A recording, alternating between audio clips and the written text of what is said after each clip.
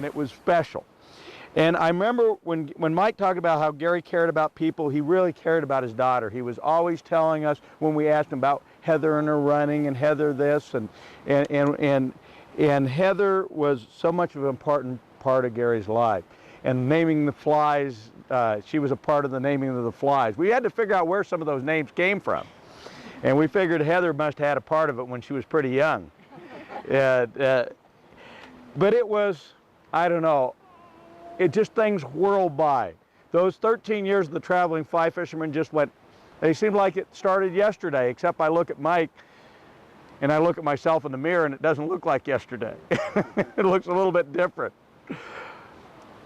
But I have a couple things I want to say about experiences I thought was kind of enlightened the whole traveling fly fisherman series. I remember we were doing our last one, our very last one we truly did together was in San Francisco with Andy Puyons, and it had its own magic.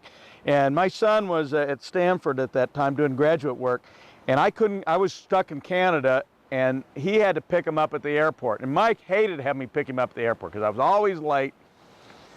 And Gary flew in early, and my son went down and picked up Gary at like 9 o'clock.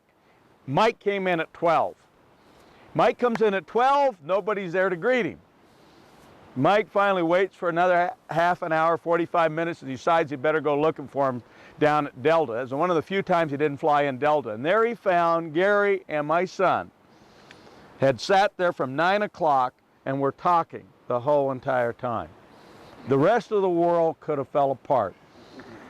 But he cared so much about people that he was so enwrapped in what they had to say, what they had to do, that the whole world could fall in. He could get on an airplane, pull up a book, and the plane could have been hijacked and he wouldn't have known. Because he loved whatever he was doing, he gave it his heart and soul. The last thing I want to talk about was Gary the athlete. Now, a lot of you laugh about that, because every morning he'd come up and he'd tell Mike all about what happened in the world of sports. He knew it all. And Jeff Currier's here, and he'll remember this time, because we thought, we'd heard all about the sports. We thought Gary was an athlete. We thought he'd played all these sports and everything. We didn't know. We had a basketball game that the guys from Sage had challenged us. And so we went down at this sports show, and we did this basketball game, and Jeff was in it, and Mike and I, and we stood the Sage team. And all of a sudden, Gary was there. We thought, oh, this would be great. Gary absolutely was the worst athlete we had ever had seen. How could this guy know so much about basketball and be so poor at it? Well, we kind of thought, well, he just must have studied it. But little did we know, in Reno, about 4 years later, we're at a banquet. Mike was doing a speech. We're in the Golden Nugget at Reno, the Golden Nugget Casino. We're doing the banquet speech. And he leans over to me and said, man, I've heard this speech. Let's leave. So we're at the back table, so we leave Mike there. And we go on, and he says, do you gamble? I said, I don't gamble. He said, I don't gamble. And he says, well, look, there's a game room. We walk in the game room, and it's this huge game room. Every game in the world was in there, basketball, everything, skeet shooting, the whole thing. And there was air hockey. And he says, boy, that's air hockey. I am really good. I go, yeah, Gary, sure. I bet you are really good. He goes, yep, no, I'm really good. In fact, I'm great. In fact, I'm one of the greatest in the world. And I thought, I'm really getting my chain pulled here. And here's two airmen. They were two guys we found out that were naval fighter pilots at Fallon Air Force Base. One black, one white guy. And they're going at it, and he says, let's take them on. I go, come on. He says, yeah, we'll take them on, no problem. I said, I've never played it. He says, don't worry, I'm really great. We get over to these two guys, look at us, they're about this tall, and they look at it and they go, sure, for 20 bucks. So Gary gets it out. How many of you knew Gary in his wallet? He'd go in there and he'd take that wallet out and he'd look through it, and then he'd come out and he'd fold out, and he never had any money in his wallet. He found this $20 bill, and he put that $20 bill out. And these guys are all up with each other. So I get, okay, Gary, okay, here we are. And the guy hits it. Whoom, whoom, whoom. Gary's looking at him. He's in that concentration mode, like on the airplane. I said, Gary, did you see that? He says, I see that. Next one, wham, wham, wham. I said, Gary, he says, look, I'm just feeling the whole situation out. They hit another one, and I go out there, I have to do something, and I miss it, and it goes by, and he says, I got it. I said, you got what? He said, I got it all figured out. And we had this little conference back there. He sits down, that's the last point that those two airmen ever scored. We beat them 3 games, $60. They never scored a point.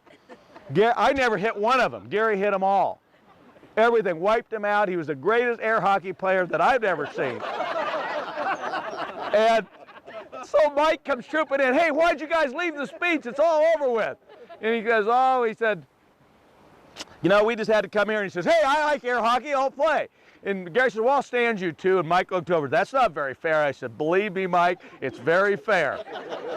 Mike found out about it. So Mike says, look, I had to do the banquet speech. I got beaten air hockey. I got to figure something else that I can do. And he says, skeet shooting over there. We went over there to skeet shoot, and Gary, of course, 6 out of 25. Mike gets up 21, 22 out of 25, hands the gun to me and goes, and I go up there and shoot 25 out of 25, handing the gun back and say, sorry, Mike, but my dad was the Olympic skeet coach. It was not Mike's day. But that was the traveling fly fisherman. There were many times when every one of us outshone the other, but we always did it as a group.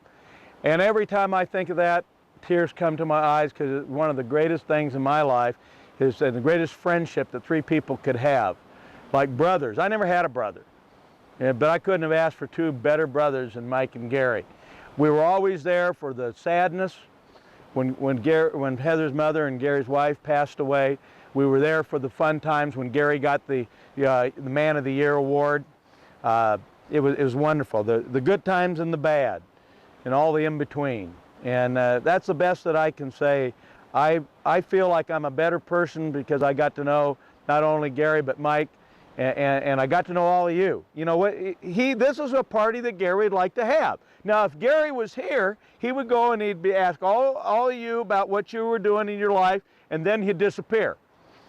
And he'd go fishing with his dogs, and we'd be up here talking and carrying on and drinking, and he'd be down there fishing.